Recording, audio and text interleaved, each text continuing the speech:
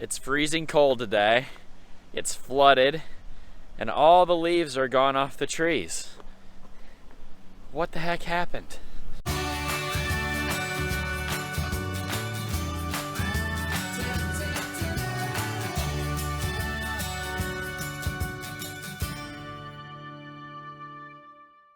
It's the next day, even colder.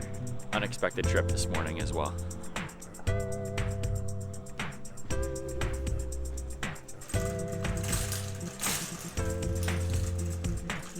November 2nd. Christmas everywhere. Why? Why?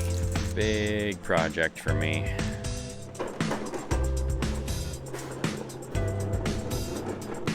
Hot water tank blew up yesterday. My only day off today, so I guess it's a good thing in a way. Very full van today. Get back home and get started.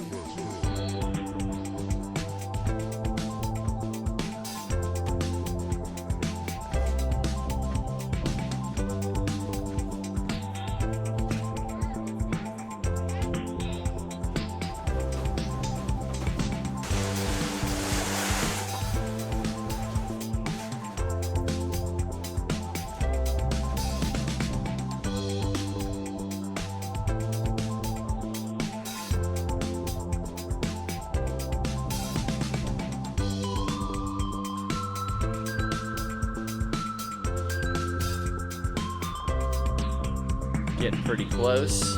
Got all the venting done. Plumbing's complete. Got the new electrical. Jim's helping me with the expertise. He's gonna do the gas, and I'm gonna go upstairs and do the faucet.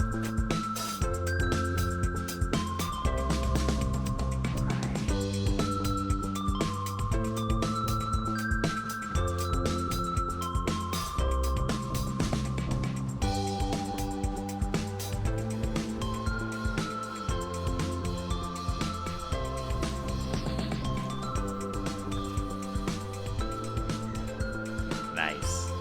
Look at that beauty. I know it's just a hot water heater, but you know, tankless is supposed to be better. We'll see how it goes, but so far it's really great. Obviously not the most exciting thing for you guys to watch us replace a hot water tank and a sink, but I do have like a larger point to this video. So today's video is not about a hot water heater, even though it's beautiful, isn't it? And I could go through all the reasons why you should try a tankless water heater and all that kind of stuff, but that is not the point today. What I want to talk about is, what is the value of a friend? First off, friends just have a really practical value. Ecclesiastes chapter 4 tells us this: "For if a person falls, one will lift up his fellow, but woe to him who is alone when he falls and has not another to lift him up."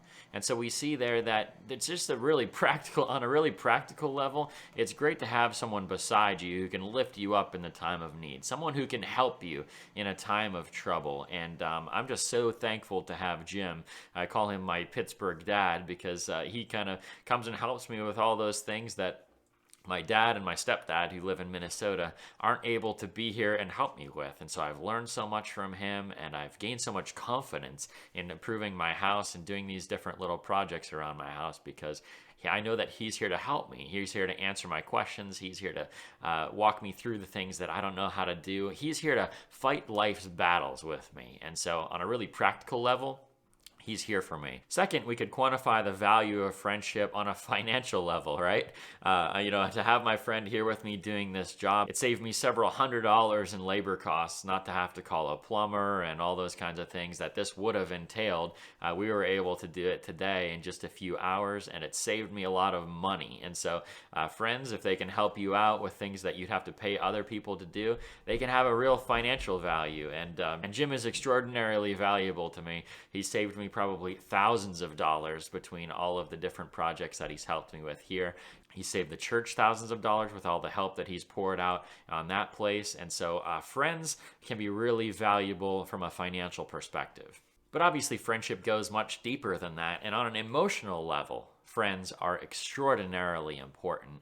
You think of something like this happens, a hot water tank blows up and now you're without hot water. You're kind of in crisis mode. You're trying to put everything back together and figure out, how am I going to pay for this? How am I going to get this done? All these kinds of things. And if you're walking through that alone, it starts to play with your head. It starts to mess with you. And the enemy can use that opportunity to kind of send you into anxiety or send you into depression.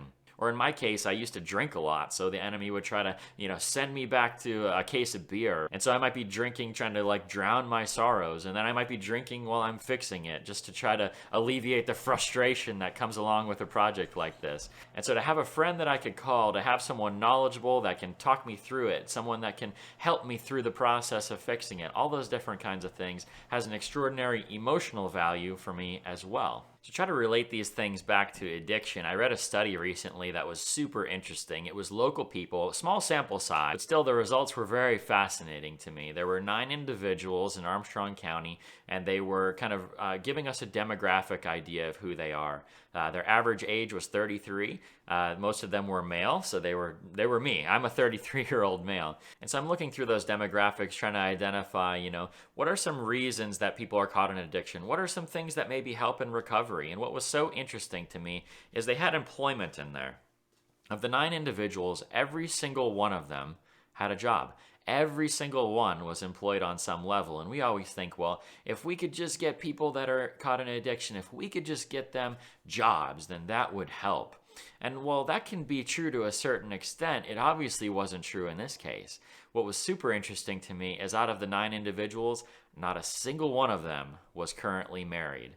Many of them had been through divorce, many of them had children, but none of them were married. And so my assumption is they were all lacking some of this connection of family, which equates to me with genuine connection with other people. See, I'm disconnected from most of my family as well. They live in Minnesota. But God has filled all those voids in my life between all the family members that I'm missing, and He's replaced all of those things in my life. And so even though I'm disconnected from my family, I've gained these amazing connections with other people here in Kittanning.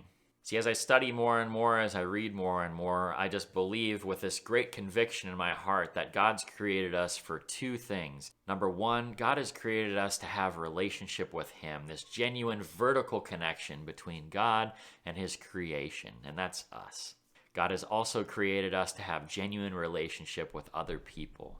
And if either of those things are missing, our chances of success in this world are greatly, greatly diminished. And so I'd encourage you, if you're struggling with addiction, if you're struggling with depression, if you're struggling with anxiety, you got to find some people to be genuinely connected with.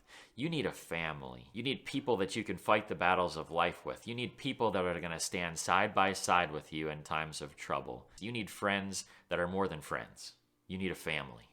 Jim, if you're watching this, I'm so incredibly thankful for you. I call you my Pittsburgh dad. I call you my brother. And God has used you to be a tremendous blessing in my life. But it's not just Jim. I have so many other friends, people that you've seen in these videos over the past couple of years that have just been astonishing blessings to me. And so I'm so thankful that God has given me all of these great friends, given me this great family here. God has given me so many great friends in Western Pennsylvania. It's impossible for me to quantify it from a practical value, from a financial value, or even from an emotional value, because truly, when we look at what's a friend worth, friends are priceless.